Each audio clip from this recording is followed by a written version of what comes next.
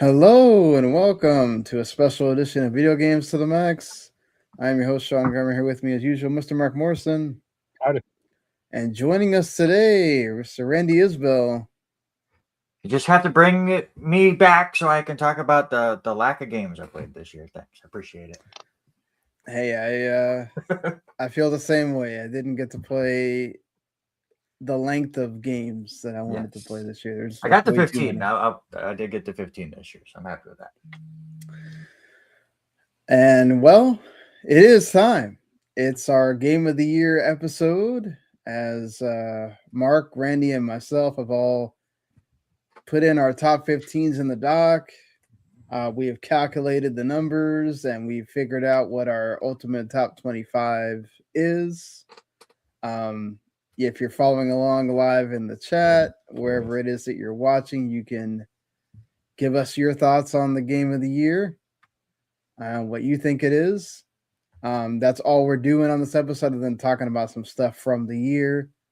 And then next week we'll do our most anticipated games of 2026, since it's already going to be 2026 the next time we see you here.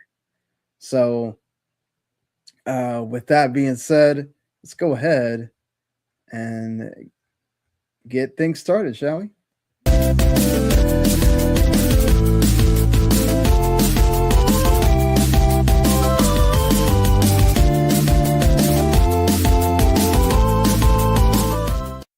You are listening to Video Games to the Max. All right, so let's go ahead and get things going here. We'll do the housekeeping a little bit later.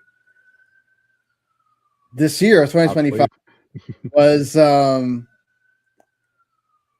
absolutely crazy for the amount of games, the amount of great games that we had come out.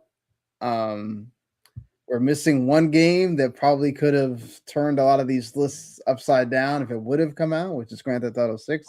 But that got delayed till almost the end of next year. So depending on when your cutoff is, that may not even make that 2026 either. So they delayed that to get out of the way of Expedition 33. We all know it. Yeah, exactly. That's what it was. So when you look back at 2025, I guess aside from the games which we'll talk about in this episode, is there anything that kind of stands out about like what you think about as the theme for 2025 in gaming? Mark? Not really. I mean, kind of a good year for independence, I guess. Like not AAA games necessarily, but and the rise of AI nonsense, which is just going to get worse and worse. Yeah. Unfortunately, especially in the last feels like month, we've really gotten that come to a head with the AI nonsense, which is going to bleed into next year, I'm sure. As we'll probably figure out what's going on with the console makers, the two that are supposed to be having new consoles or console issues in that next 2027. Are they actually going to delay them? I guess we'll find out at some point. But Randy, what is that thing that stands out to you about this year? I think Mark hit it right off the bat at the beginning with indie games. Like the smaller games really dominated. I know during the Game Awards they talked a lot about that, where they had 3 indies as for Game of the Year, and a lot of that was the indies really stood out and were fantastic, and a lot of it was AAA games take 18 years to come out, and we don't get them as like we used to. So a lot of people think this is a weak game, but if you search hard enough, you find some amazing games out there, and there's a reason why none of our lists were anywhere close to the same, because the variety of games that came out this year from unexpected studios and small studios just was fantastic. There were too many games to come out and I didn't have enough time. That's the story of every year, but that was a big story this year. Yeah, I didn't publish mine, but you and I both made like top 10 games that we wanted to play. I don't know if Mark did that in his head also, but the top 10s of games that both of us wanted to play could have been somebody's top 10. And my list did not include anything Nintendo, because I was not planning on get the Switch 2 this year, so I wasn't hoping to play any of them because I wasn't going to. So they could have all been on my list as well. And still, my top 10 list for games that I wanted to play but did not get to is just nuts. Yeah, absolutely nuts. For sure. I think also that is kind of the theme of this year is the indies. And not only that, but I think of just also how much it feels like PC gaming has, obviously with the bad news that has kind of come out in the last couple weeks with the whole issue with the RAM shortage and all that. It's kind of put a pin in that a little bit. But it feels like with the rise of the PC handhelds, Valve was, debuted the Steam machine again.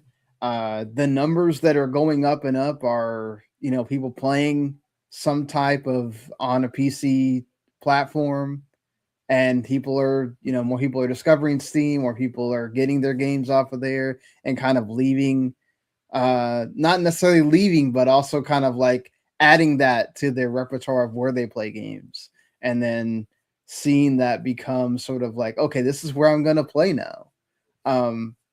And obviously that's led to what Xbox has decided to do with, it looks like what their next console is going to be. They introduced their own handheld.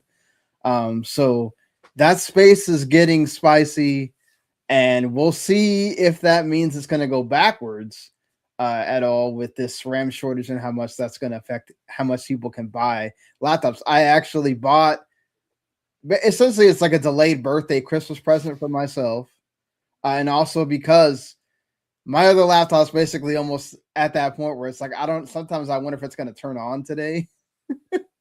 And I was just like, you know what? I'm going to bite the bullet. I'm just going to buy it and, save myself the headache of, oh my God, what's this going to look like in 2 or 3 months? Is this going to be, this laptop was pretty expensive.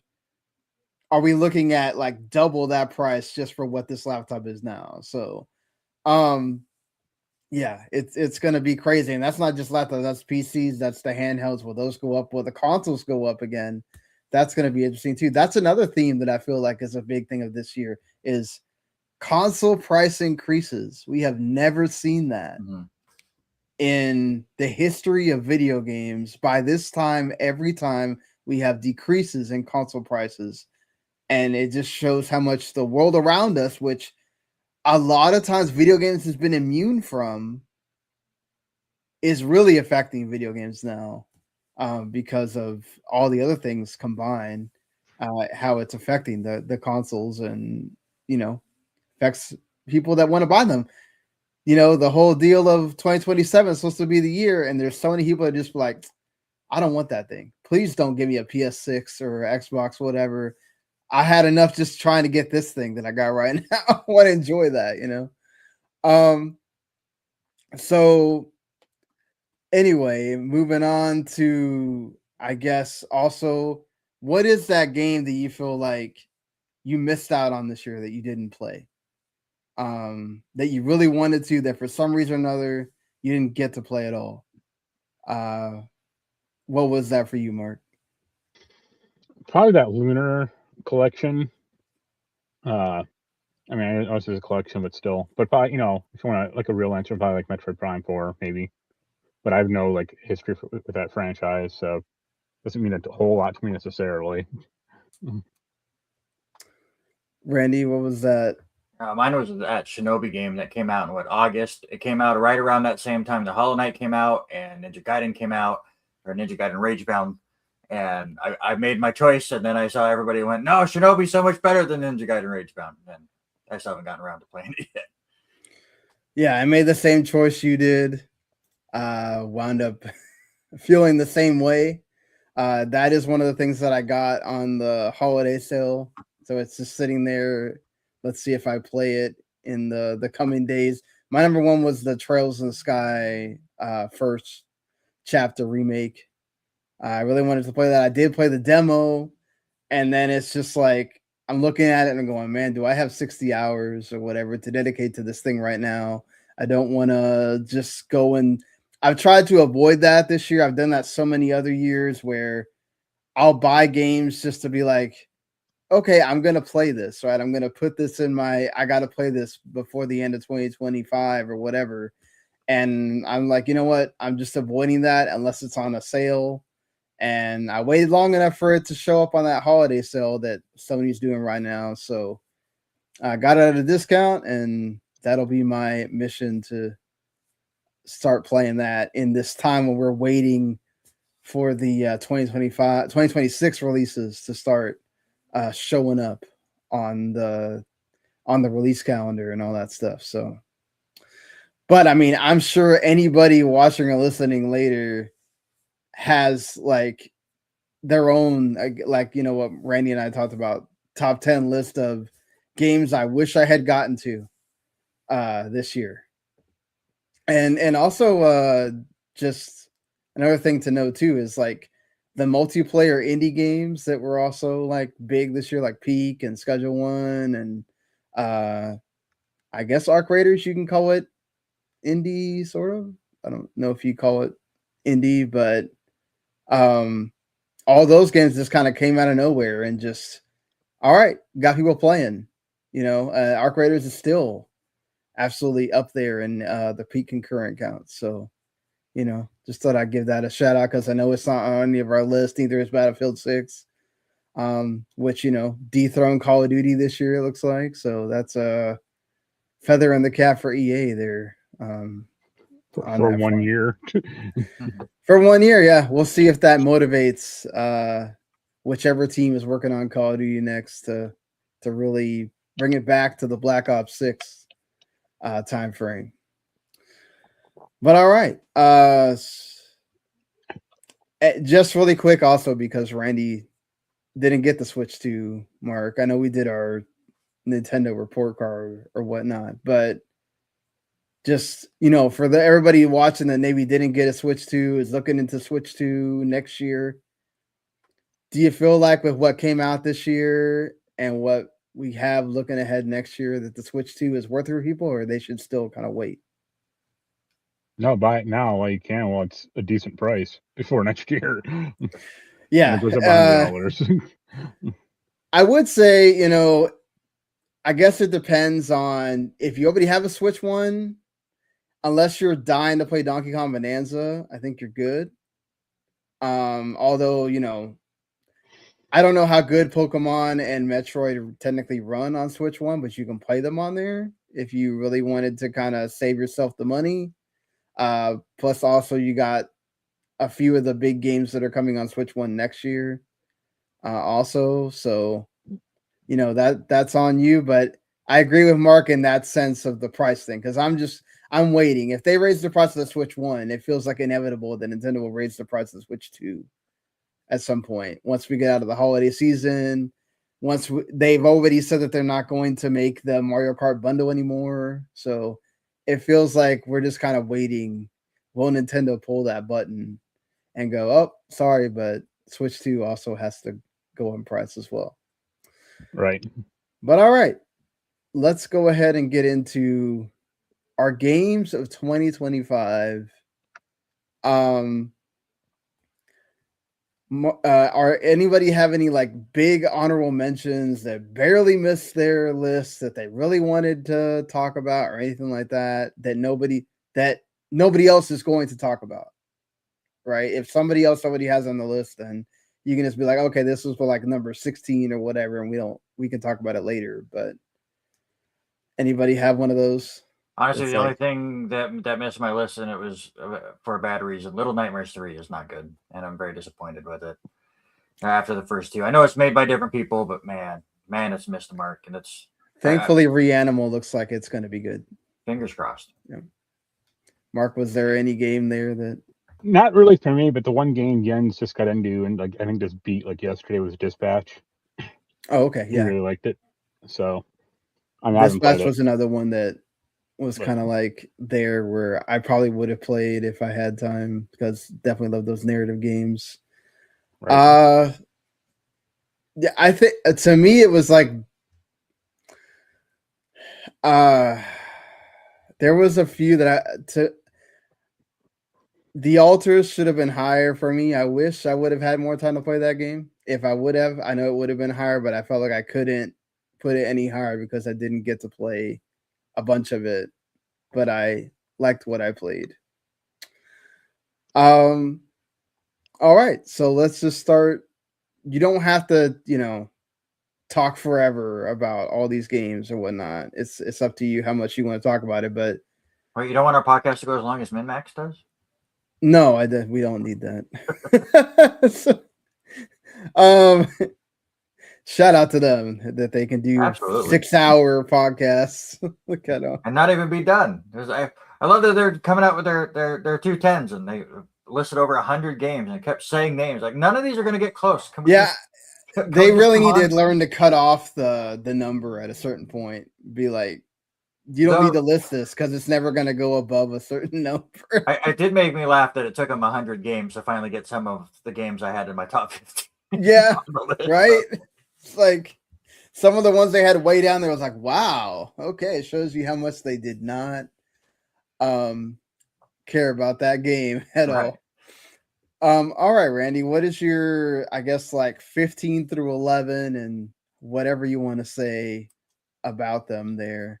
Yeah, I'll go super quick for those. Obviously, I'll skip Despalote. I'll let you talk. I just didn't get into it. I attempted to, but I think it was more the art style that just kind of I couldn't really get my teeth into it, and I didn't like the controls either. But again, that's not my forte, and I know that kind of hits you in the feels different than it does me, so I totally get it. I had Luto at 14. I've not heard anybody else talk about this game in any other podcast. I have not heard about this game at all. I don't know why it came up in, like, it was on a PlayStation Store thing as a spooky game that I kind of, it has a weird Stanley Parable twist to it, where it's basically the game maker starts messing with stuff. So it's like PT. So you're going through the same hallway and the same sections of this house while the story is being told to you, and then all of a sudden you're in the basement and yada yada. And then after a while, the game just starts getting weirder and weirder, but it's not spooky. It's more just like the game developers start messing with things. So then, like, you open a door and then you're starting to see like undeveloped script that you weren't supposed to see, and it kind of breaks down more and more. My son and I got really into this game, but again, it's not very long. The controls were a little rough. Very cool concept, but I don't think they really hit the mark. But it was just really interesting to me that I've not heard another podcast bring up this game, and we had a good couple of hours with it. Sword of the Sea, I know a lot of people have talked about. I didn't really get hooked on it. I think it was a PlayStation Plus game earlier this year. Yeah, it was a PlayStation Plus Day One game. Yeah. The new skating platformer is what everybody is kind of getting into. I barely got into Skate Story, so that didn't make my list. But I'm only through one chapter. But it was kind of like that, where you're jumping around through different platforms and stuff. The animations are great. The movement's smooth, but I just never got hooked.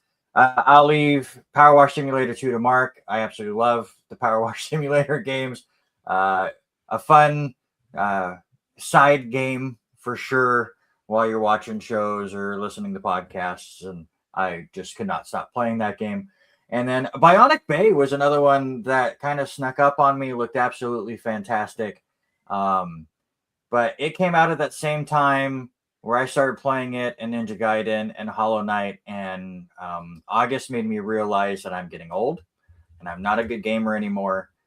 And games are hard, man.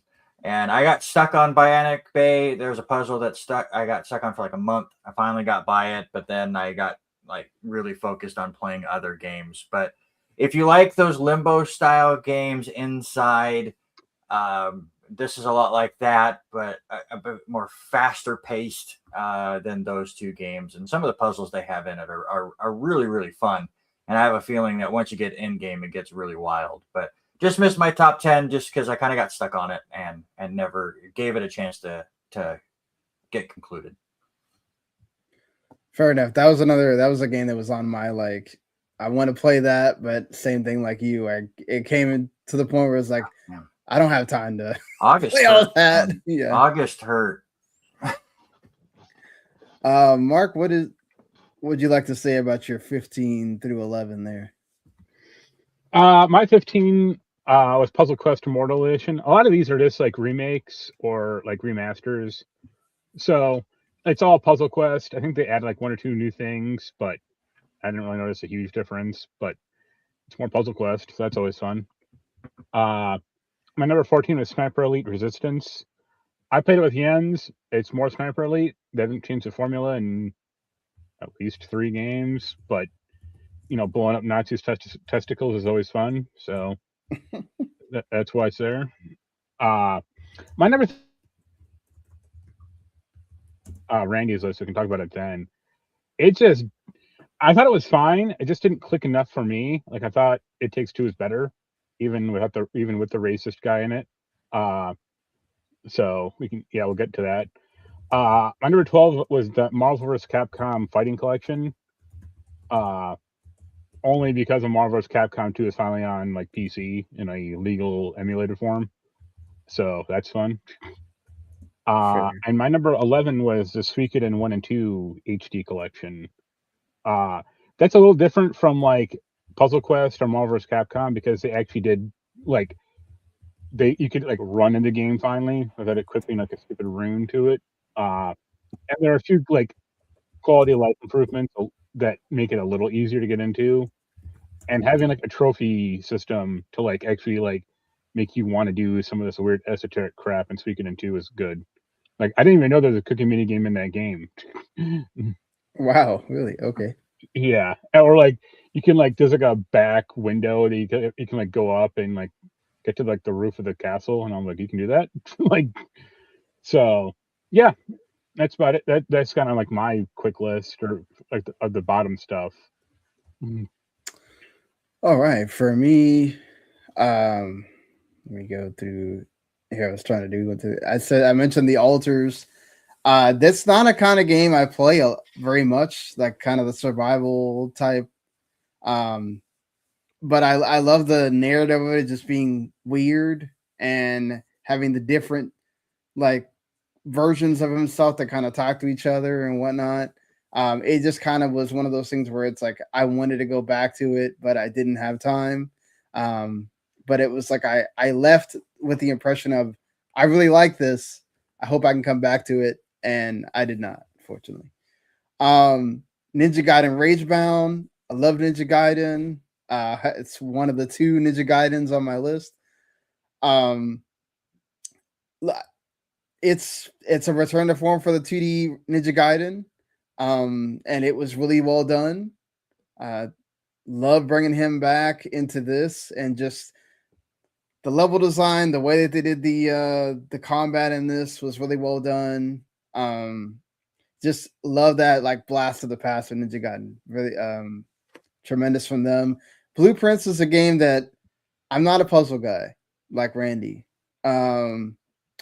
I appreciated it. I gave it the old college try for a bunch of runs, and I kind of felt like the whole RNG of it. I was like, I don't know how long it's going to take me to get to the next whatever you would consider that being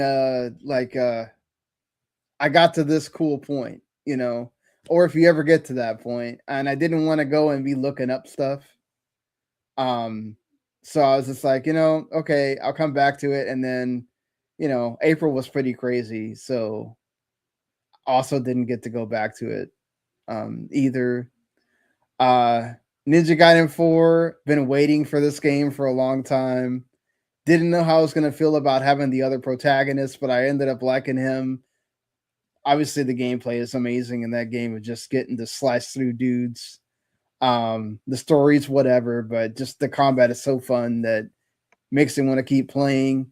I didn't get to I think I got about halfway, so that's why it's not further up the list. But it's still, I thought they did a really good job with it, and one of the standouts for Xbox on the year. South of Midnight.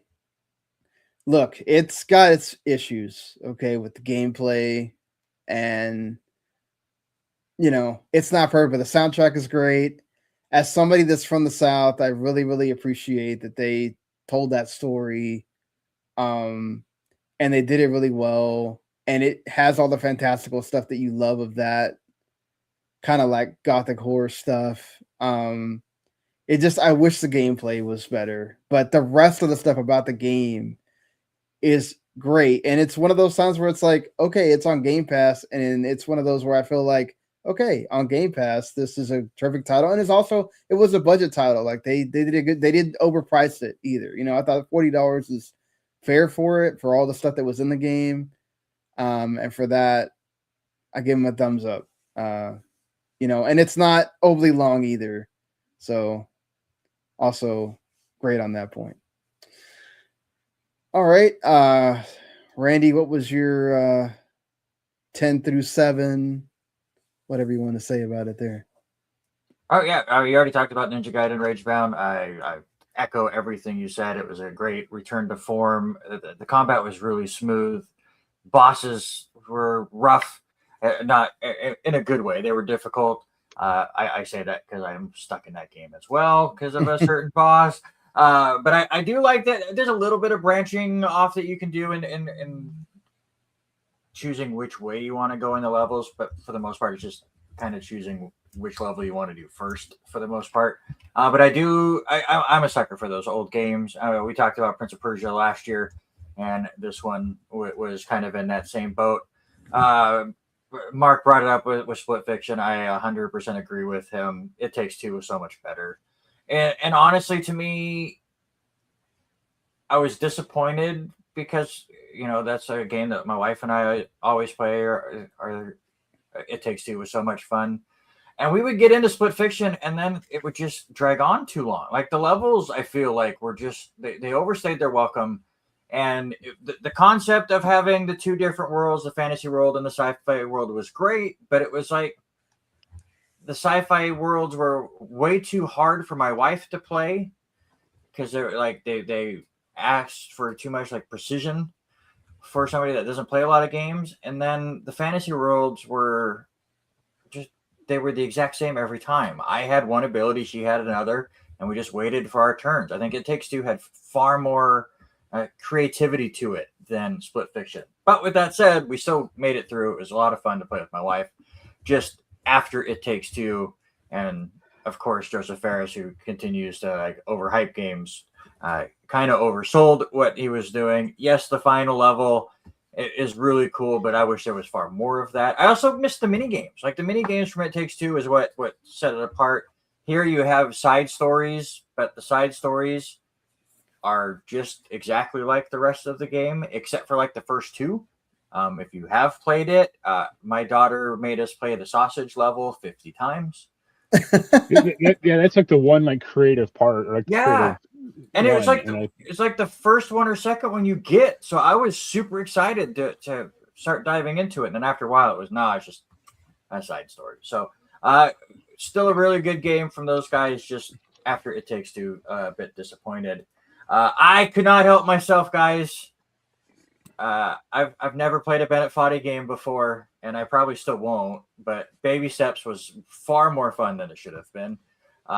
Yes, the controls were as frustrating as they were supposed to, but it actually told a really sweet story, and you work your way through it. I am also just very glad that I had the sense to put censor mode on, because I have an 8-year-old daughter, and yeah. A lot of cursing in there. Well, no, there's a lot of donkey dicks. Yeah. Oh, that too. Okay. Luckily, it was just a lot of black bars on my game, and there were a lot of scenes where I just went, "I am so glad that that I'm not seeing what they actually wanted to show here." Some of these challenges are just rough. But honestly, I found myself laughing at this game far more than I was expecting. If it ever ends up being on a Game Pass or a PlayStation Plus, just give it a try, because it is, as long as you can kind of get through that first couple hurdles, it's that stupid staircase. Yes, this game, you're bringing back a lot of bad memories there, Sean, of a lot of things that happened. Number 7 might be criminally low. But Hollow Knight Silk Song goes here. My son is far more into Hollow Knight than I am. And I'm going to tell you, I don't like the diagonal dashing when you do your attack in Silksong compared to Hollow Knight. So I kind of bounced off this, but you can definitely tell that they just have polished the original and added things to it to make it even better, and the world's more expanded. So I give it credit, even though it didn't fully hook me in. So Hollow Knight Silksong's there. Do you want me to start at 7 or you want me to go to 6? You can stop at 7 there. I'll stop at 7. There you go. Yeah, I wish I would have been able to play more Hollow Knight Silksong, but it's just like one of those was like I died a few times and I'm like, okay, I'm already not the most Metroidvania person as it is, and the going back and forth thing, and I was just like, okay, I'm gonna stop before I just hate the game. So, I guarantee if I go around this corner and open my office door, my son is playing Silksong right now. hey, he's hooked. You know, He's hooked. the people that love that game really did love it. So 100%. you know, I'm glad that it lived up to the hype that people had for it, for sure. Mark, what's your 10 through 7 there? Well, one thing I was going to say about Split Fiction is I think like the winter or like the town level in It Takes Two is like so much better than almost all of Split Fiction. Just because there's like this big open area that you could just kind of like mess around in, and it wasn't like this huge story. And you weren't like rushing to the end of the story. It was just like, hey. And that's what I loved about It Takes Two. I think it was my game of the year when the year it came out. Is because of a level like that where Mark's exactly right. There's not a lot of story to it. You just kind of wandered around, and the amount of times either myself or my wife would go, "Hey, look, come here, we got to do that." And there's like mini games all over the place, and that's what I miss. Yeah, Split Fiction was very just straightforward. You're going down the path and taking a challenge that was too tough. Some of the areas in Split Fiction were just like really brutal. Like especially there was like one fantasy level where like me and Jens got like really stuck in. Yeah, and I wish the game actually had like maybe not a tutorial, but just like hey, skip this part or show me what I have to do, because the guide or what I saw on YouTube just told me to do, I'm doing, and it's not working. So what's going on here? It was a tougher game, that's for sure. I will say also just you know, because you said your wife played it, my daughter loved It Takes Two. It was the one game that I've ever seen her get, aside from like the stuff she likes, like, you know, Five Nights at Freddy's and Minecraft and Roblox or whatever, where she was like, I told her, let's play a game together.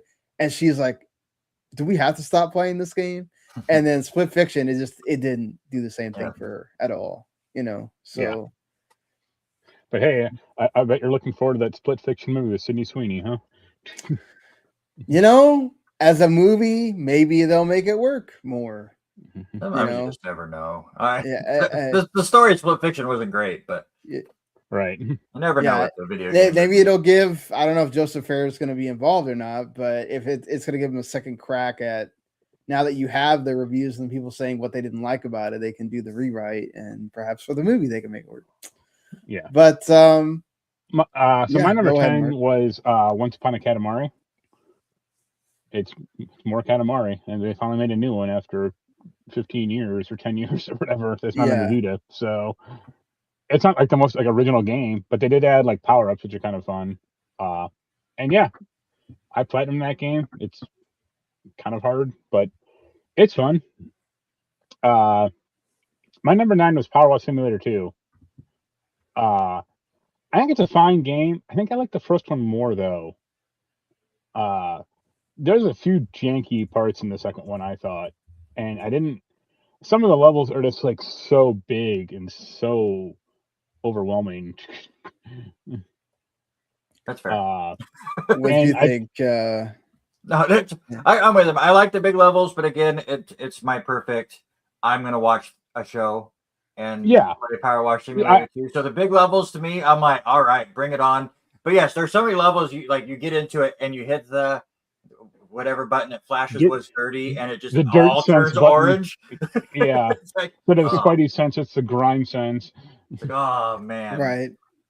And I finished watching all the Golden Girls as I beat that game. You know, I will say the multiplayer worked a lot better at this one because you could have split screen. And again, a lot of my memories for these games that I played this year kind of go with who I got to play with. I talked about Ludo before because my son and I got into it. My daughter got hooked on Power Wash Simulator. I can't get her to clean her room but she was all about getting the wheels on the truck clean. So, Well, give her a power washer and let her right. go. That's, Exactly. It'd be so much fun if you could just spray everything down, right? And I'm looking forward to the DLC. Like, Yeah. I don't care about Adventure Time, but if they come out with like more Final Fantasy stuff, or Yeah, that's other- gonna be interesting. Now that Square Enix is not publishing, would they do a deal with them again? and honestly, I hope they add stuff. I never played the first Power Wash Simulator when it came out. I played it years later, but I was kind of disappointed that there was no challenges and different time modes and stuff. I feel like it was part of the original because there were trophies hooked on it, but it kind of felt bare bones with it. Simulator 2 also has like that weird like home base thing, or like the decorative thing, and it's like, why is this here? Or like, who cares? So you can I'd rather just clean the little things. Yeah, I'd rather just have like bigger level, or like maybe just like a randomizer level or something like that. Yeah, I'm with you. My number 9 is Ghost of Yote. I haven't beat it yet. It's good. It's more the same, kind of. Like, they kind of trimmed some of the fat from Tsushima. I don't think the story quite hits, though, necessarily. Like, it's more of the kind of the same. And it's fine, but it's just not, like, blowing me away, necessarily. Yeah. And my number 7, which is higher on Randy's list, is Silent Hill F. We'll talk about that later. I will say, the impressive thing about Silent Hill F is that I managed to beat it. Like, it held my interest enough to finish it, which is I'm excited to talk about it because not something Silent Hill has done ever. Yeah, because it was funny because last year Randy was all about Silent Hill 2 remake and you hated it. So yeah. Yeah, we'll get into it because I'm very curious your thoughts on a few things, and I'm glad you finished it because it's a great game. Yeah. All right.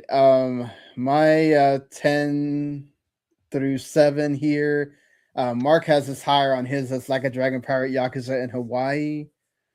I don't have I haven't played that many Yakuzas. Right. But Majima is always the super fun side character that when you meet him, it's like, can I do more stuff with Majima? And that's what made Zero great, because you got to play with him as like for half the game.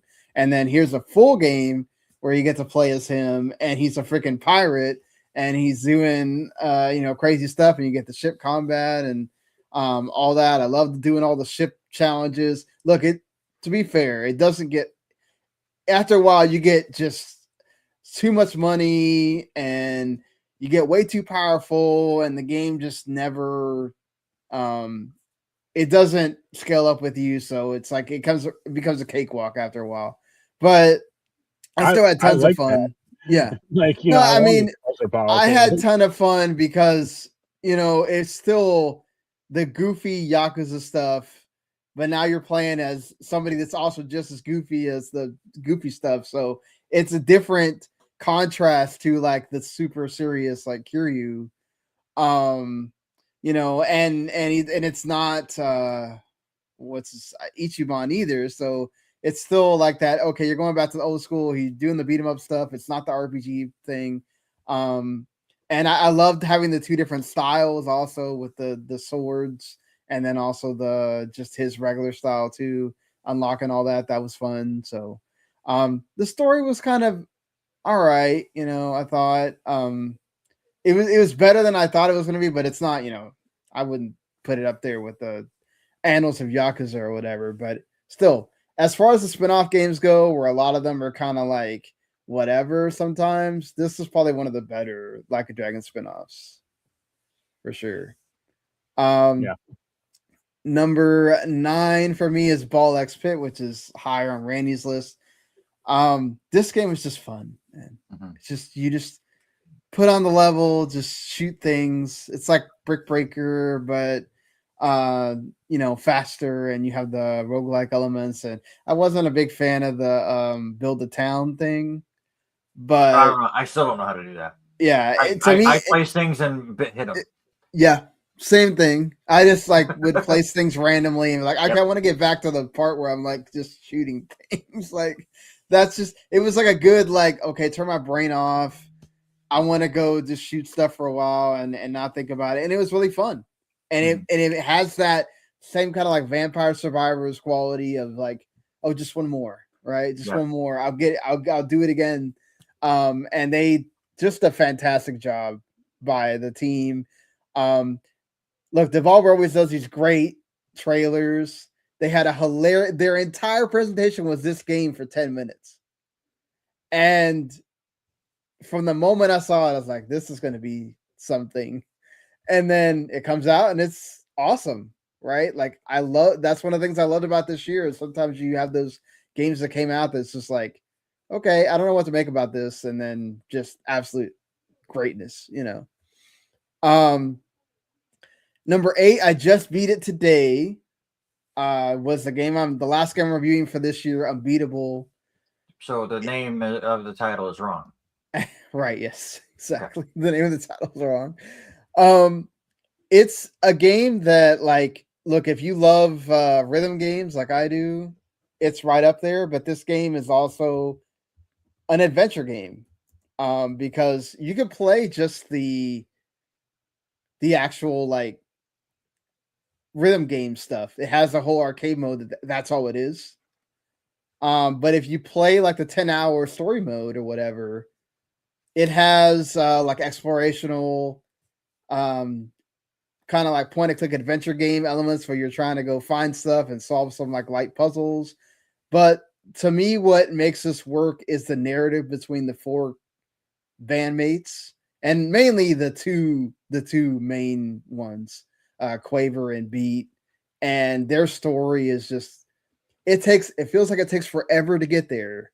But I'm glad I beat the game because if I would have decided to just sometimes this kind of proves that whole thing of like why sometimes beating a game completely can make a difference when you're reviewing it and how it can change what you think about it.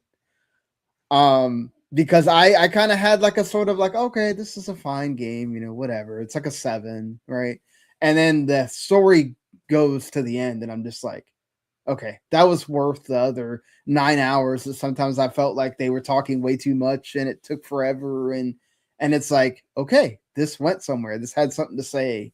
And they did a really good job with that. And it almost kind of made me get a little teary-eyed at the end when you finally get the reveal of what's going on with the 2 characters. I don't want to spoil this, so I'm not going to get into that. But yeah, just absolutely well done. Tremendous for D-Cell Games, and that game has been in development for like since 2018. It was a different game at one point with the white label demo, and then 4 years after that's when this game finally comes out. Like I thought they did a tremendous job by them, and another one of the standout indies of the year.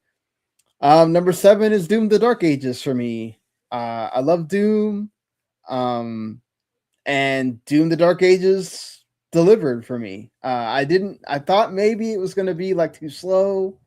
But actually it hits that level of, I felt like Eternal was like way too much, like way too fast. It's like I'm jumping everywhere, going nuts. And it's like, it almost got to where it's like, this isn't that fun.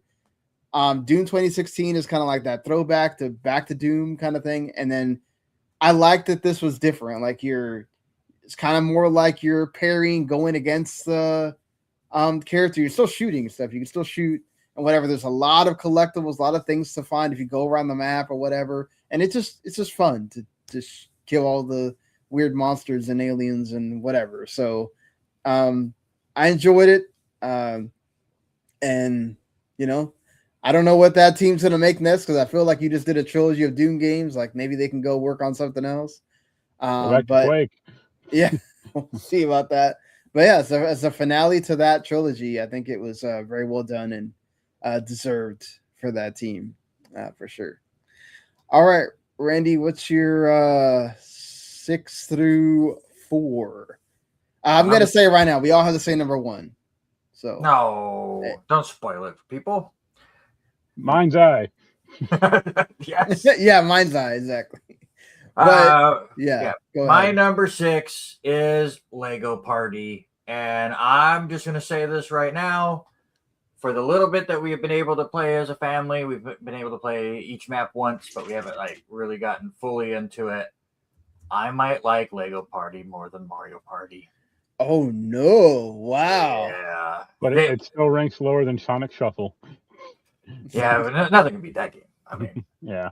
but it just does things that I wish Mario Party would do. Like the maps are a lot more interactive.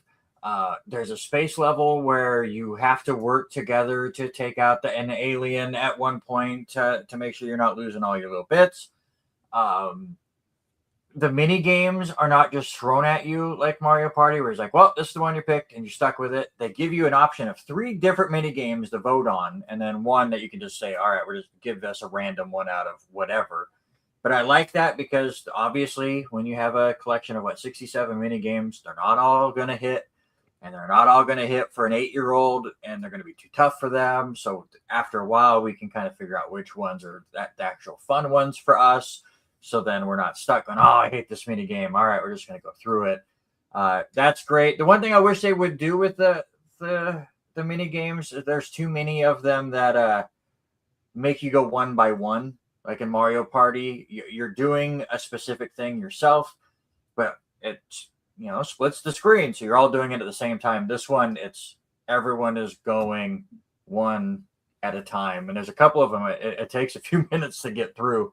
I wish it didn't do that. The one thing that you can do with Lego is you see on the screen if you're watching the video version of this, there's hundreds of different costumes that you can make, and then you can mix and match. So my daughter has a blast doing that as well. So Lego Party is just an absolute blast if you have kids, or if you just want to have a good time. If you like the Mario Party stuff, this works out well. You can't play online, so you have online friends far away. You can play on Netflix.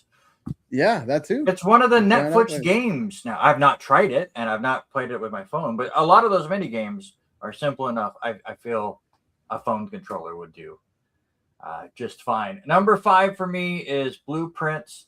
And Sean, I was going to tease you about having it too low, but I feel your pain.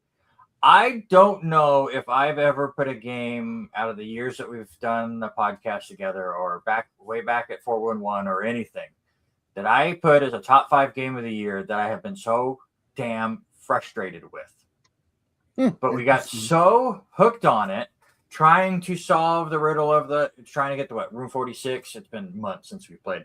And all the different secrets that all the different rooms have. The lore of this game goes so damn deep. The people that solved the deep lore of this game are absolutely insane. But I totally There's people that got hooked on this game, and man. this was like the only game they played for a while. There are still stuff being found that are just like, I don't know how they were able to figure it out.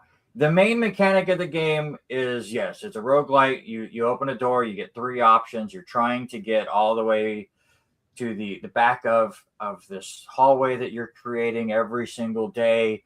And you're trying to be able to open up room 46 and find the secrets of it. And more stuff opens up. And I am right there with you, Sean. The randomness of the rooms that you get, where you finally feel like you're getting somewhere, and this is what we're going to do. And then it slams the door on you with some of the room choices. Or you have a plan of like, okay, I'm going to get to this room. And it's like, I just never see that room on this run. Like, what the heck? And that is why I get so shocked with the people that have really dove so deep into it, because that's where it kind of fell off for me. Was we beat the game, we got to room 46, we started opening up all these other secrets, we found all of these extra things to start to try to figure out, and this room connects with this room, and if you put these 2 rooms together, then you can flip this switch, and then this whole new thing will happen, and then you would just never get those rooms ever. So it's like, it got really frustrating going, I'm going in with this specific task, and then that task never showing up. We got better about going, here's 10 things we can do, because we just started looking up things that people did so we could extend the game. But the base game, an absolute blast. Some of the secrets and the puzzles that you have to do is just the stuff that my wife and I would get really into. So this was an absolute surprise for me. And for about a month, that is all we played. We played so many hours of Blueprints. It was nuts. And then number 4, Mark brought it up, Silent Hill F. I do love Silent Hill 2 Remake a lot more than Silent Hill F. I think the story for Silent Hill F is phenomenal, and the way it kind of tells itself is it's one of those games where you play it for a bit and you're like, I don't understand what is happening because it's so vague and you're just trying to figure it out.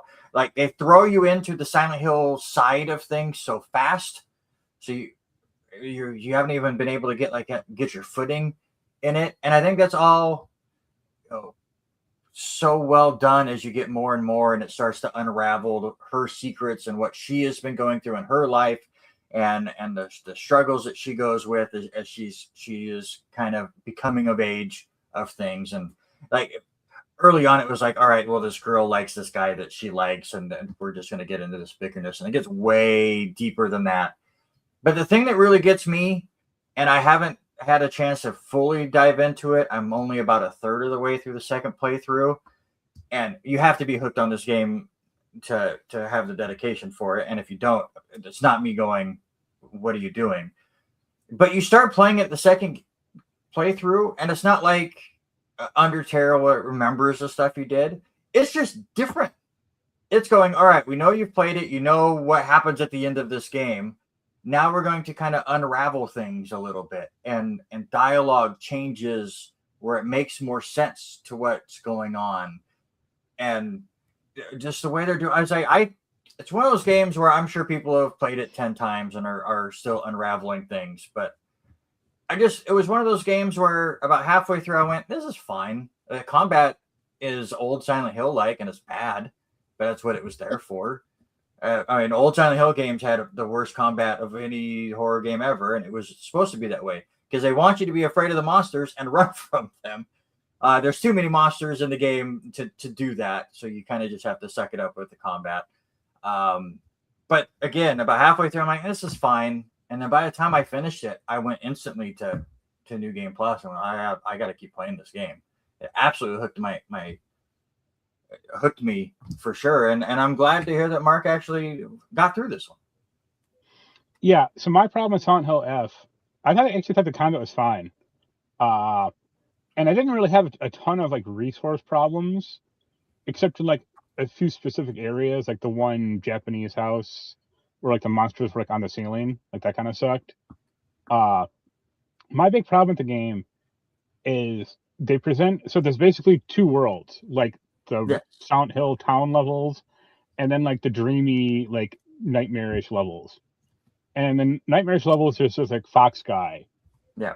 And the way they present him as basically a villain. And I know, like, I understand the symbolism. Like, I read up on like the different endings and all that bullshit. Mm-hmm. But the game doesn't make a case for him being a villain.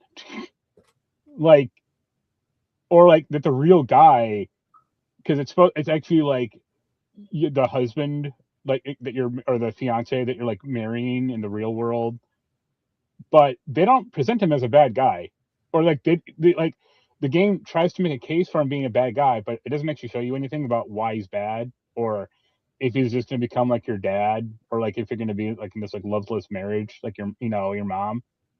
So that's my kind of biggest criticism of that game. And then going like, oh, you need to replay the game 3 times to get 3 alternate endings or whatever to see like what's going on. It's like I'm not going to do that. Yeah, like that's totally fair. Yeah, I think they kept him ambiguous enough where you kind of but then he's like come up with your own stuff. He's like cutting off your arm, and you get like the fox or the wolf arm or the fox arm, Hey, and like he's always but like that made you a badass finally, right? Like, it finally made combat good with that arm. But I'm saying like they really, they're trying to thread the needle of like him being a bad guy or not, and he's not. Like, so yeah, honestly, I felt like it's one of those. It felt like from what I was interpreting through my playthrough in a third right now that he's kind of somebody that's been part of an arranged marriage for this girl, and so a lot of that is the unknown of who he is, and I think that's what's going through her mind is he good, is he not? I'm just going to go along with it.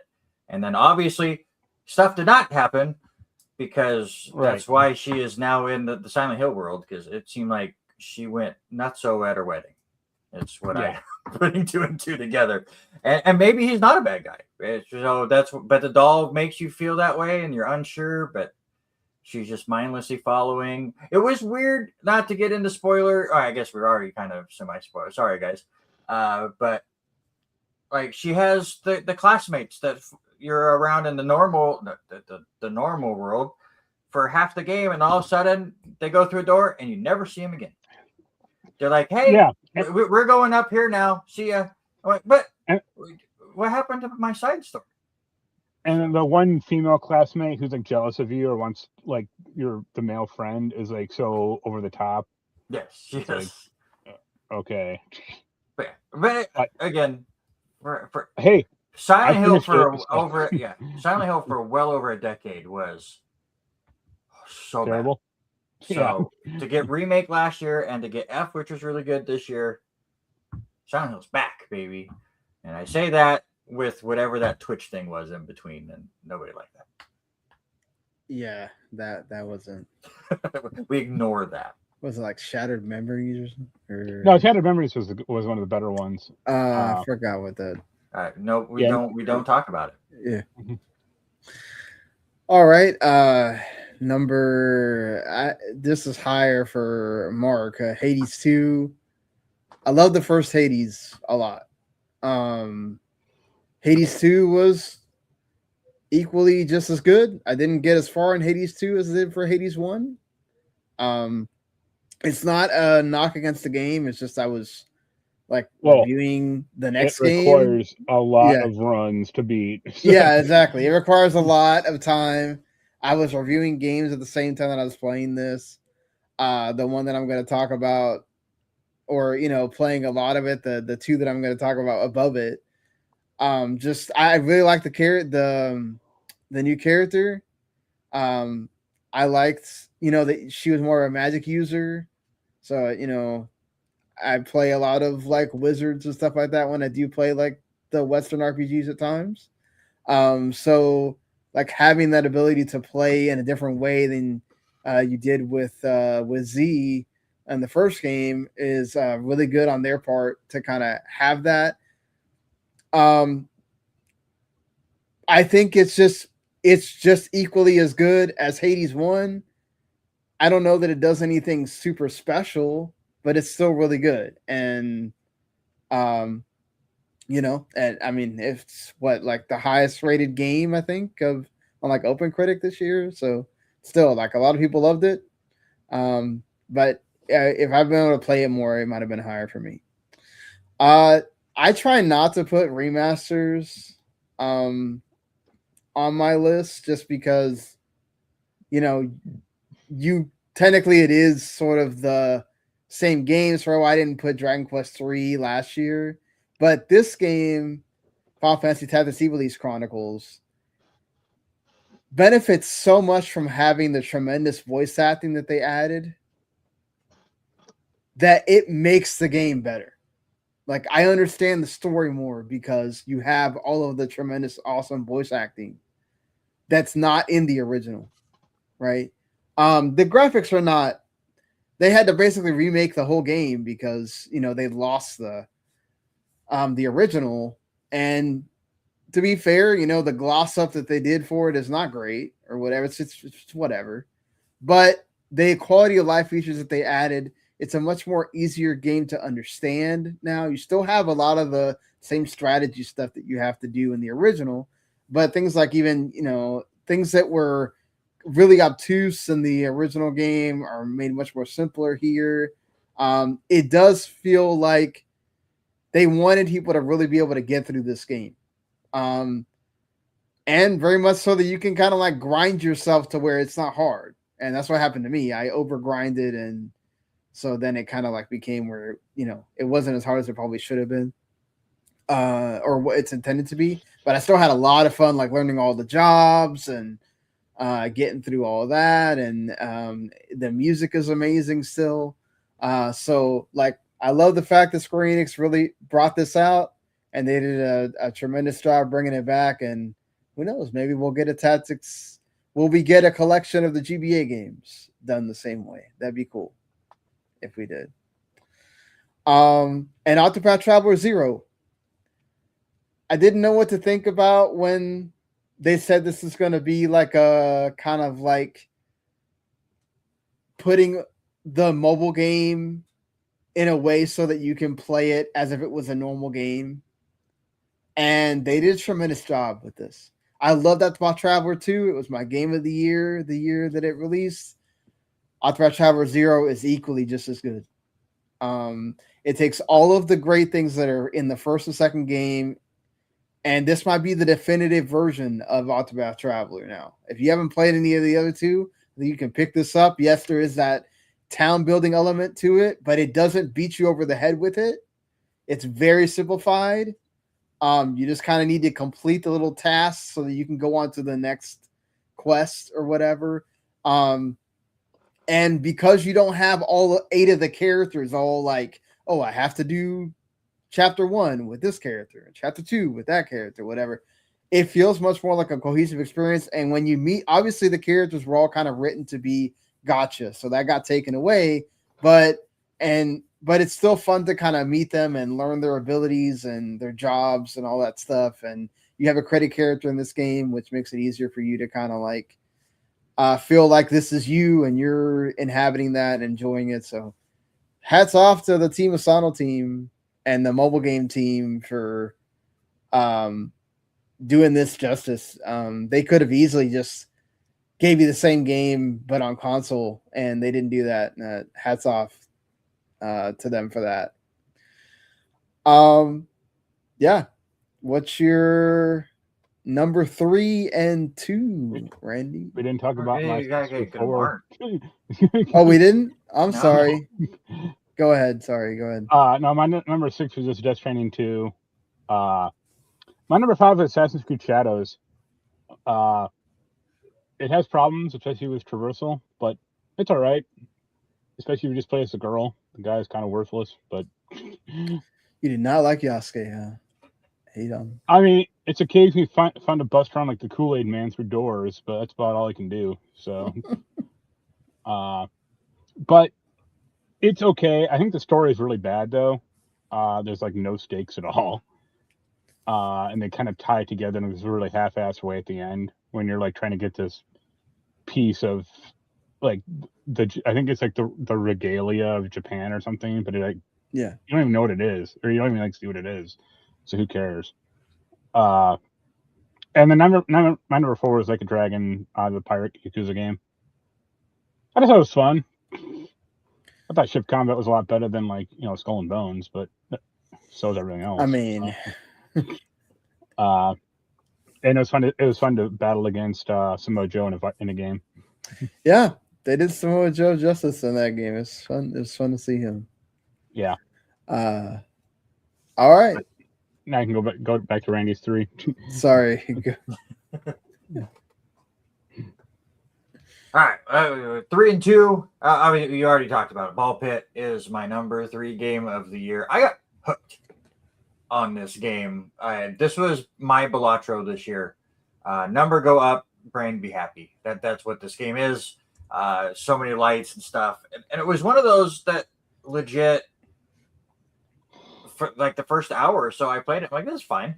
There's no big deal. But then you start unlocking things, and then it starts opening up more, and then you have more powers to go with it, and then you unlock new characters that have different side things that they're able to do, and then you get to the point where you can have 2 characters and their powers combine, and it gets even crazier than that, and the bosses just get better and better, and after a while, I'm like, that's all I want to play.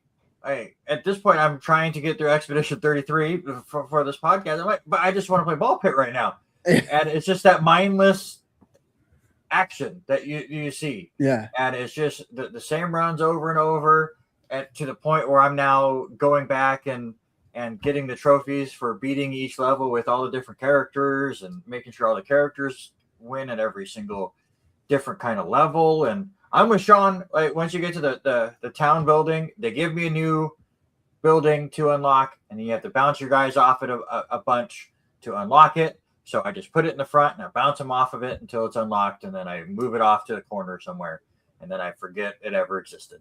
And I know you can upgrade stuff and you can level things up, and it's just that's way over my brain. So I just do crazy stuff, and the actual levels and stuff are just so much fun. That and that's the other thing is I think that's why Vampire Survivors is so fun, and Balatro had really took off. Is you can beat a level in 15 minutes. Like most of these levels, you get done quick, or you fail really quick, and then as Sean said, is like, I got time for one more, and then 3 hours go by, and then you've unlocked 2 new characters that you want to try, and then it's just rinse and repeat and so forth. They have that formula down to a science. It's such a good game. But I could not move it ahead of Death Stranding 2. I talked about it a lot when we did our halfway through the year podcast. I absolutely love this game. I like this a lot more than the original Death Stranding. I think they connected things a lot more. I think it being in Australia was perfect because the whole point is connecting and bringing things together. And for Death Stranding 2 being in Australia, everything can connect. So when you're making your roads, you can all go all the way back to the beginning part, and you don't feel like you're going out of your way to do so. In the first Death Stranding, it all felt like here's your pack of places that you're going to go. All right, you're through this stage, you've moved through the story. All right, now you're going to deal with mainly these 3 or 4. And then once you got to that big area, they connected a little bit more. But with this one, you have your tutorial area in Mexico, you go to Australia, and everything opens up and goes nuts. Obviously, the Kojima stuff, everything's over the top. I thought they made the combat a lot better in this game as well. I still will scream to the rooftops that the Game Awards put Troy Baker nominated for Best Voice Acting for the wrong game. Yes, he was a great Indiana Jones, but he was so good in this game. And I think this would have won some awards if it wasn't for a certain game that we're all going to talk about in a little bit. Because I thought Kojima nailed it. It was so fun. The story was way over the top and ridiculous. The graphics were near flawless. I don't know if I've seen a game look like what Death Stranding 2 does in an open world environment that they had. And yes, for anybody before they get nuts, I know Kingdom Come Deliverance 2 looks absolutely fantastic. That is not my style of game. PlayStation gave me a 5-hour trial of that thing. I deleted it after 2, just because I'm not saying your game's bad. It's just not for me. It's too many menus. Yeah, it's a hardcore game for sure. Immersive sim it is. I respect anybody that can get it in that game, but I got to a point where the lady's like, all right, your pants are over here. And then you had to walk over there, grab your pants, and then it brought up a ridiculous menu. Oh, and you need to eat. So go around the corner here and grab your food. And that brought up another whole system. And I'm like, I can't. My brain's too dumb. It's too realistic for you. It looks that game looks fantastic as well. So don't come after me. But for the games that I like, Death Stranding 2 is the best looking game I've seen as far as realism goes. So, and everyone knows I love Kojima. So that was my number 2. Mark. Well, I'll just say, it was on my list, but Death Stranding 2 was on my list as number 6. Mm-hmm. Again, with Silent Hill, I managed to finish this one, so it's a notable improvement over the previous one. Hey, Randy did say he liked it more than the first one, and y'all made a big old fuss about the first one for Game of the Year. So I didn't. Well, Randy did. But Death Stranding 2 gets you into the actual game a lot quicker. It doesn't spend 5 hours before you get the first bike. It's here's the second mission, and you get a bike. And it's all right, cool. And this made it a lot snappier. I thought combat was still kind of a chore, but it's a lot easier this time because you can just summon a big monster to take out everyone. So that's cool. But my number 3 was Donkey Kong Bonanza. Good platformer. You can bust up the world pretty well. I kind of wish there was more Donkey Kong stuff in it.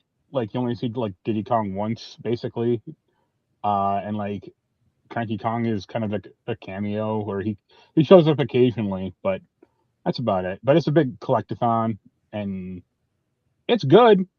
The only problem with Bonanza to me is like you can transform into different animals, and at least 2 of them suck really bad. I think it's like the ostrich and maybe one of the other ones is like terrible. I think it's like maybe the horse. It's like, no, I don't want to dash around these levels because this is extremely imprecise and way too quick for me to do. So no, thank you. But it's a good Donkey Kong game and a good showcase for the Switch 2, I think. And then my number 2 is Hades 2. Anything else you wanted to add there to Hades 2? The only problem with Hades 2 to me is like they really obfuscate the level, like the end of the game, I should say. And like I saw, it was like a month after the game came out. They're like, "Oh, we're gonna patch the game to make the ending even longer." It's like they're like, "Oh, people are getting to the ending too quick, so we're gonna extend it out." And I'm like, "No, that is the opposite way." Like, Yeah, because you have to play it's a roguelike. You want to get there as many times as possible. Well, like no, there's like an ending, like a late game reveal, like a like the secret ending. But it's like I don't know if I don't like to play a game for 100 times necessarily, especially when like these runs take a while. Like this isn't like a short game. Yeah, exactly. But I think it's really good. Yeah, like combat was good. Story was pretty decent. Great voice acting and music. So, yeah. Way to go, Greg K. Yeah, first time they made a sequel. And don't worry, once they make Pyre 2. Hey, I like Pyre. All right, my number 3 is also Donkey Kong Bonanza. Man, it was fun just destroying stuff in that game. It's the same thing, kind of like Bog's Pit, where it's just like turn my brain off, just go destroy stuff for a while, and I'm finally gonna get through. I got done getting enough treasure chests and bananas and banana and whatever else. The music was really good as well. I do like the different levels and whatnot. I agree with you. I wish there was more like Donkey Kong, like kind of right, sort of like cameos or kind of like lore stuff, I guess. I thought Pauline is really well put in as your kind of like sidekick or them kind of tying like Donkey Kong Island to DLC was a little. Yeah, that's kind of it. That was really annoying. It's like, and you're charging it's like $20 or whatever, and then the other, and it's like one island, and then it's like the stupid roguelike game that wasn't anything. It's like, but no, the game. You go ahead. Sorry, I was gonna say it would have been more interesting if you could go to the city itself and like destroy that. Yeah. But no, it's a tremendous like kind of first big game that's Donkey Kong had its Breath of the Wild or Mario Odyssey moment here, and it's going to be interesting to see where they go from here, because Donkey Kong was kind of like in the doldrums, like one of those franchises where I don't know that Nintendo kind of knew what to do with it there. They made those like Tropical Freeze games, but no one cared about them except for Dan Reichert. So Tropical Freeze is great. It's just that Donkey Kong, right? Right. So it's cool that they did something different with Donkey Kong, and they did it really well. So we'll see if this turns into like another kind of like franchise sort of thing for them or not. Number 2 is Despelote for me. This one like really hit me on several levels, just because not just from being a huge soccer fan, but also being from Venezuela, which is close to Ecuador. We haven't had that moment yet. I thought it was going to be this year, but even with 48 teams, Venezuela still can't get to the World Cup.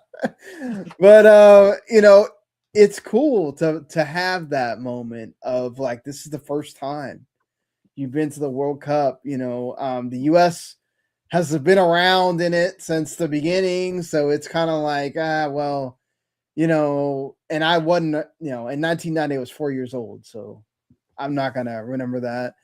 When they finally got to go back again after having all these years where they didn't go. So, like, having them tell that story and having them tell it from this a point of view of a little kid, and he tells you later that it's like, I don't know if I really remember it the way that I'm telling you, but this is what I would have thought, and then it's like, it's a cool, like, just sort of, you're also kind of living in the time and having the chatter behind you of like real life things going on and whatever of all that environment. It's just a very well done, not super long game that, from being like it's not solo dev, it's like 3 or 4 people, but I thought they did a tremendous job. And again, like it speaks to like how you tell a story and how you remember stories, and I thought they did a great job with that. So yeah, I guess we might as well go ahead and talk about the number 1 game, our game of the year, unanimous game of the year. We'll give you know what, let's actually do the whole list first, I guess. So just to kind of give people, because the top 25 list is basically done in the whole sort of like, your number 1 gets 15 points, your number 15 gets 1 point, and you could do the math from there, sort of. So basically how we tiered it, depending on where everybody put it, that's where it's kind of gonna wind up. So all of us had Clair Obscure Expedition 33 at number 1, so that became our game of the year. But as far as the I guess the list goes here, I think it's Suikoden 1 and 2 HD is number 25, Bionic Bay 24, South of Midnight is 23, Once Upon a Katamari is 22, Ghost of Yote 21, which is crazy. Baby Steps on number 20, Ninja Gaiden Ragebound at 19. Then Unbeatable at 18, Hollow Knight Silksong 17, Doom Dark Ages 16, Split Fiction at 15, Lego Party 14, Assassin's Creed Shadows at 13, Power Wash Simulator 2 at 12, Final Fantasy Tactics Ivalice Chronicles at 11, Octopath Traveler 0 at 10, Blueprints 9, Despolote 8, Like a Dragon Power Yakuza in Hawaii number 7, Ball X Pit 6, Silent Hill at 5, Hades 2 at 4, Death Stranding 2 at 3, and Donkey Kong Bonanza is 2, and Clair Obscur Expedition 33 is our number 1, our game of the year. Why is it game of the year for you, Andy? Well, first off, I mean, it was number 1 for all 3 of us, and it was the only game that was on all of our top 15s. I don't know if that's ever happened, where not one other game all 3 of us put in our top 15s before, other than Expedition 33. And listen, we talked about it again at the halfway mark, and I had said before that it was between Expedition 33 and Death Stranding 2 and who was going to kind of hit it home. And the funny thing is, I finished Death Stranding 2, and then Expedition 33 kind of got sidelined for a bit as life happened and work happened and was playing other games. So I finally got back to it here in the last couple weeks. And man, the combat's so good. The thing that I will say, just as a downside of things, people are overselling it a bit. Going, oh my God, this is like RPGs of yours. Like, no, they took the old RPG style and then added stuff to it, so you had stuff to do. It was like the old Legend of Dragoon stuff, or Super Mario RPG, where you have to do stuff in between the attacks, but this is far more stylized and ridiculous, and the battles are over the top, and the sound design just adds to it. The music that happens when you're playing in these boss battles are so over the top. So it just, everything felt epic the whole way through. Obviously, the art design looks fantastic, and it actually plays into the way the story unfolds. The characters are great. It's a fantastic game. I will argue that for those that are saying this is a game of a generation, we haven't seen anything like this in years. I'm not a Persona fan, but I feel like Persona 5, we heard the same thing. So it's a fantastic game, easily game of the year. No question about it. But I will say that we'll calm down on greatest game of all time. I think it's fair for some folks that maybe, I think this is doing the same thing that Persona 5 did for people as far as JRPGs go. As far as like, oh man, I've never played a JRPG like this. And then also the fact that this doesn't have the anime aesthetic to it, right? So like it opens the door for a lot of people that would never touch a Final Fantasy game or a Persona because it's too anime. It's too the character stuff is too whatever. This has a lot of silly moments in it. So like it's not super serious all the time. But for me, I love the fact that they didn't just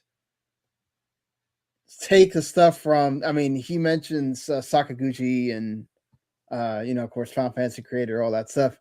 I love the fact that they allowed this to be what it is. Right? It's super French. They didn't try to have French people making a Japanese game. Mm-hmm.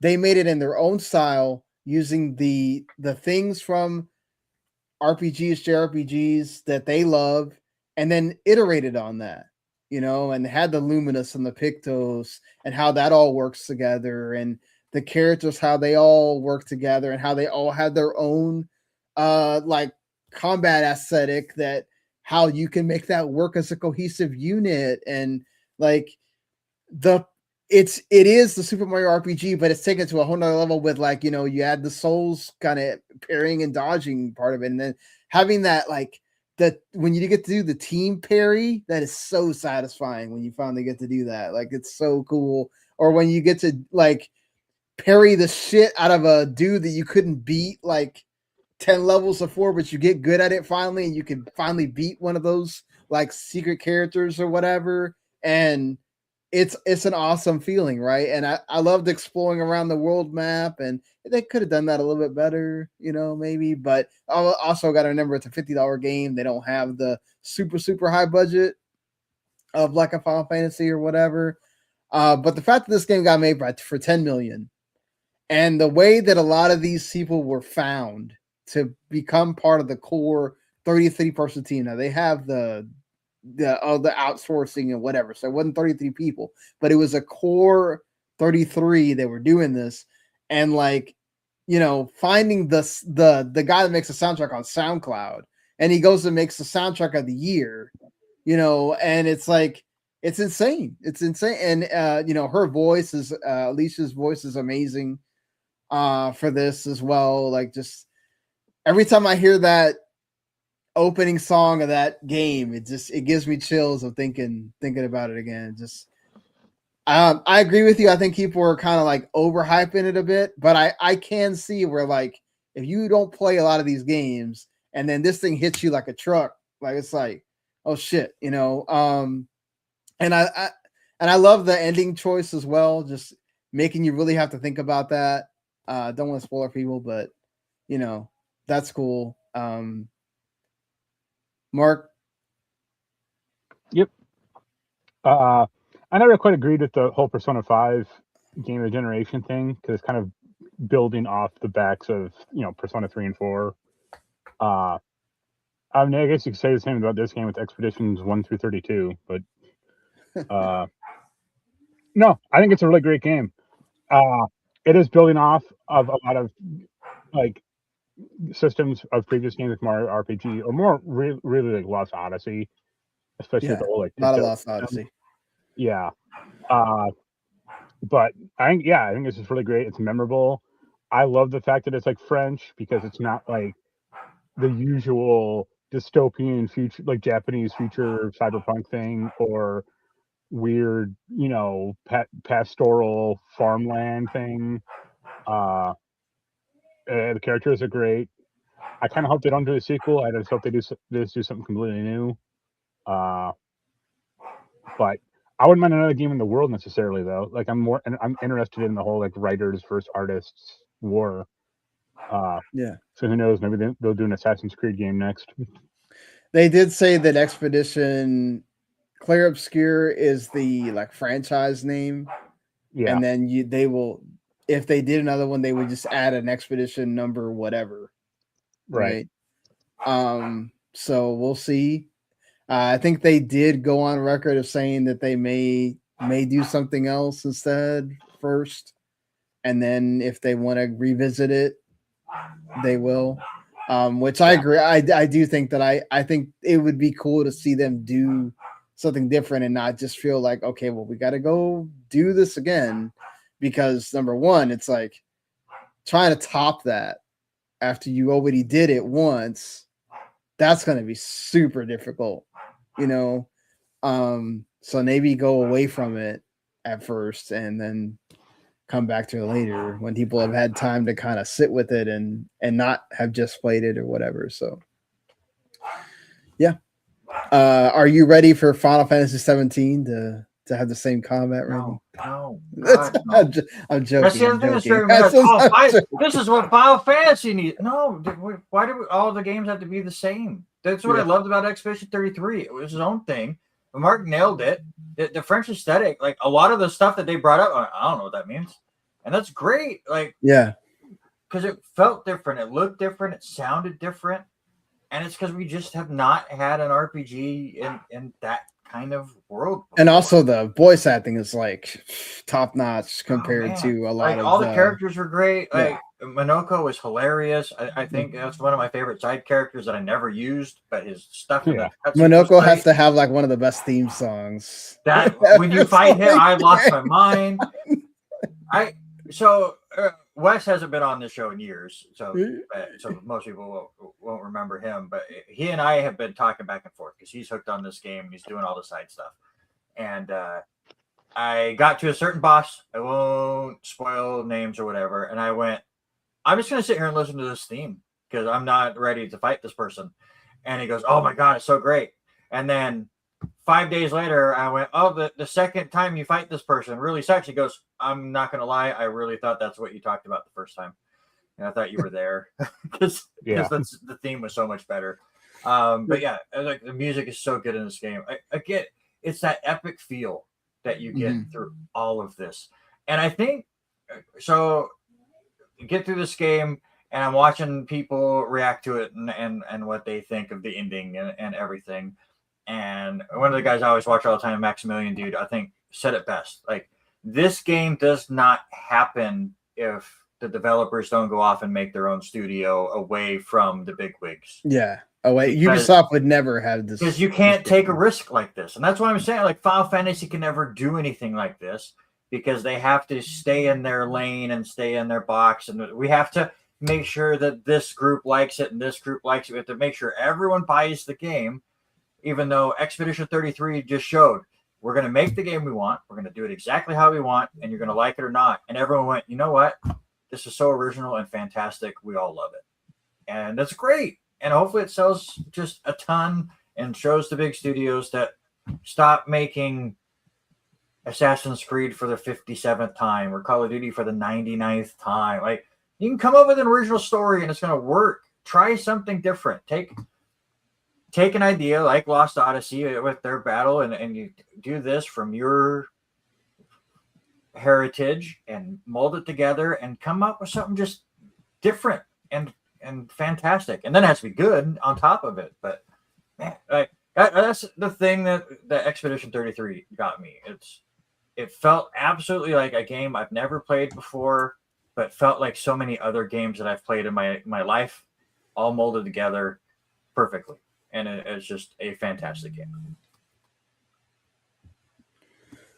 Yeah, it's an absolutely amazing game. That's why it's winning so many Game of the Year awards, running away with the thing, and with good reason. There's like so many like little moments you can pinpoint to in the game with the story and everything. Just absolutely nailed it from like every front. As far as the game goes. It's going to be one of those that we talk about like game of the decade, right? It will have its place that we will then be sitting there go, okay, where does this rank? And we're only halfway through. We still got, 5 more years of this decade still.